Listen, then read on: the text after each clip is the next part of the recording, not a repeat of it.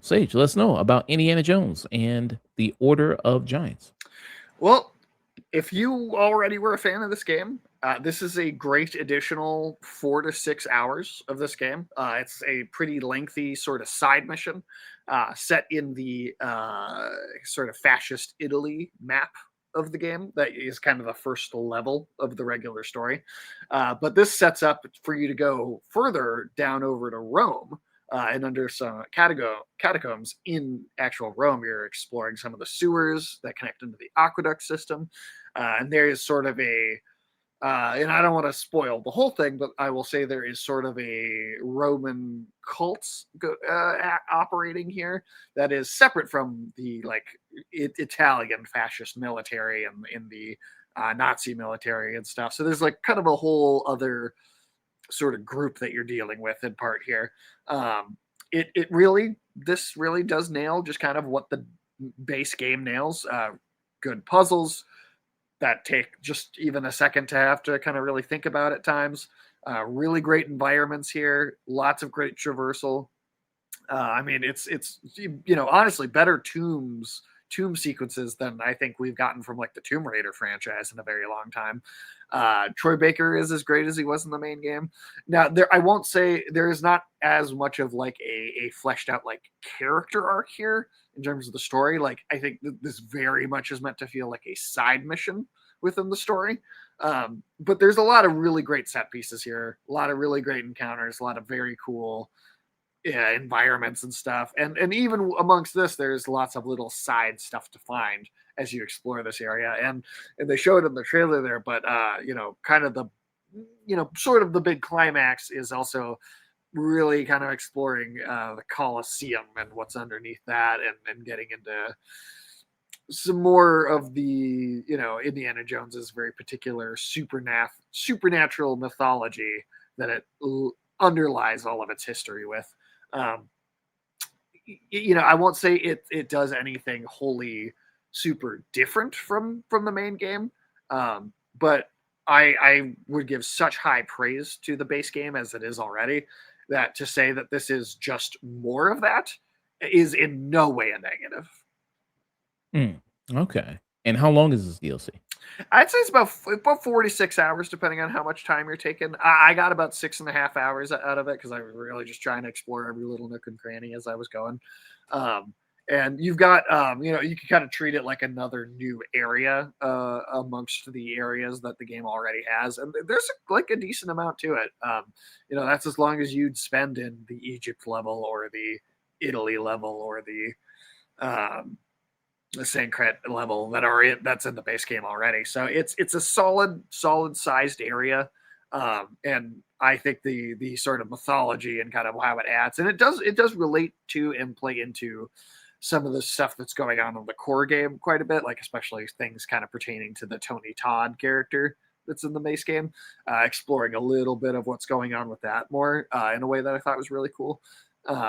But yeah, it really is. It's more of this game. It's not doing anything whole super different, but it is more of something that is like nearly perfect already. Okay. Interesting. And then with this, how much is the DLC? I believe there's a $20 season pass that gets you this DLC, but there's also other stuff that comes in that gets added to the base game. I don't know if you could buy just this expansion completely on its own, but I feel I'd imagine between the this and then like the sort of the extra kind of bonus stuff that the deluxe edition gets you, like the digital art book and the soundtrack and stuff. $20 I think is more than worth it for this whole sort of set of game, and then also the other additional things it comes with. Okay.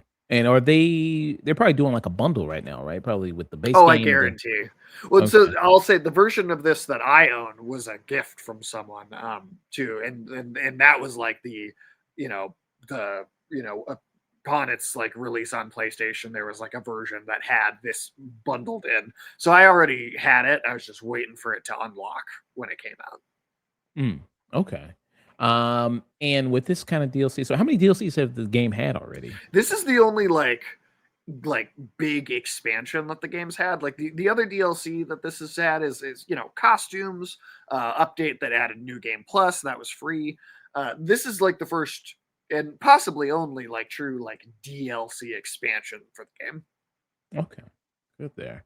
Um, Very cool there. So it's pretty much all the same stuff. If you've played the base game already, pretty much just more of that with a good experience at 4 hours, 20 price at $20 there. Do you think so? That's probably right around pretty good price there I think for for 4 to 6, I'd say so. I would think of it like it costing more like $15 because I'd say that other five that's the art book, that's the soundtrack stuff because it's all bundled together. So I'd say like $15 is maybe realistically like what you're actually paying for just this on its own.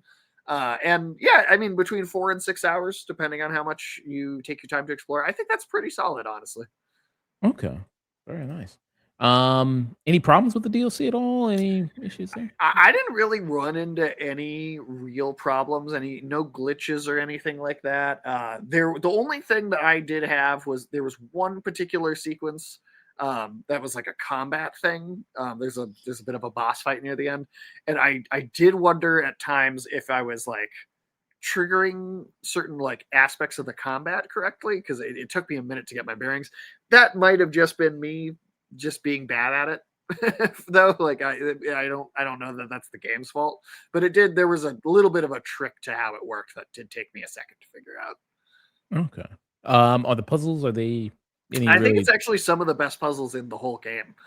There was one in particular where it's like this giant like tomb area, and you have this huge series of maps on the floor, and they've all got these pins in different locations, and there's like 4 or 5 staffs that all relate to different symbols on the map, and you've got to get all of them and then turn these sort of things to kind of mimic a travel route across the map by like spinning all these different. And that one I was like, I'm actually really having to think about how this works and like look and reread the certain like the things on the wall that are telling me where I'm meant to be sending everything.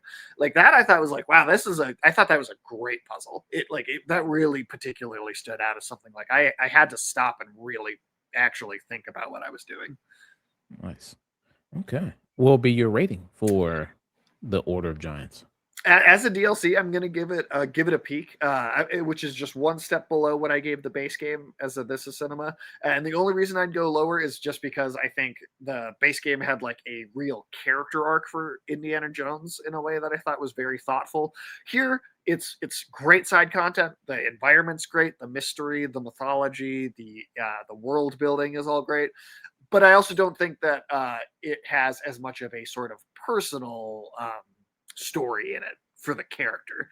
So that's the one thing that maybe makes it a slight bit lesser than kind of the base game story, but not by a whole significant amount either. Okay. Nice there. So a peek from you for the Order of Giants there. Any rumors, any plans you've heard of more DLC? I haven't heard anything yet. I would certainly be happy if they wanted to do some more. I think Machine Games is a great studio. They did such an amazing job with this. But I have a feeling they're probably moving their kind of core development onto Wolfenstein 3 now. I think they're probably getting into that refocusing period. Okay. Very nice there. So that was Sage's review of Indiana Jones DLC, The Order of Giants there. Thank you.